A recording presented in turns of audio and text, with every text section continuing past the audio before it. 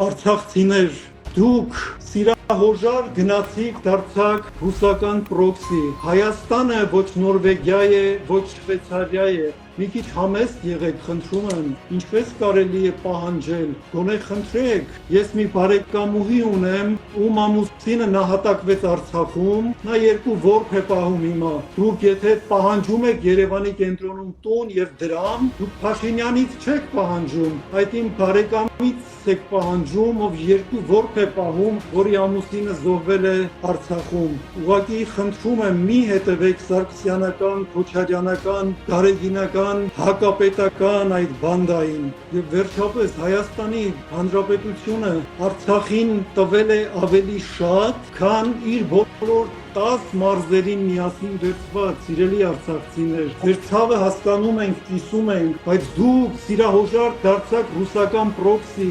2014 թվականին Ղրիմի անեքսիայից հետո դուք Ստեփանակերտում զուռնա դհոլով քեֆ էիք անում, ուրախանում էիք, շնորհավորում էիք Ռուսիային, որ Ղրիմը բռնազավթել է։ Ձեր տոնախմբությունը Բաքուն շատ հմտորեն օգտագործեց արևմտյան աշխարհում եւ ասաց, որ սրանք ռուսական պրոքսի են եւ 16 թվականին քարորյա պատերազմը տեղի ունեցավ։ Սիրելի արցախցիներ, այս ծիրից դուրս եկեք, եթե ուզում եք ապրել, բարգավաճել, ինչքան կարելի է սպասիբա Ռոսիա ասելով կործանվել, կորցնել ու կորցնել։ Եվ վերջապես 2022 թվականին Արցախի ազգային ժողովը Հայաստանի Հանրապետության վարչապետին զրկել են Արցախի կարգավիճակի հարցով բանակցություններ վարելու իրավունքից։ Դուք տեղյակ եք այս ամենից, ձեր ազգային ժողովին բողոքել եք, եթե չեք բողոքել, ուրեմն համաձայն եք, եթե համաձայն եք Փաշինյանից ինչ եք ուզում,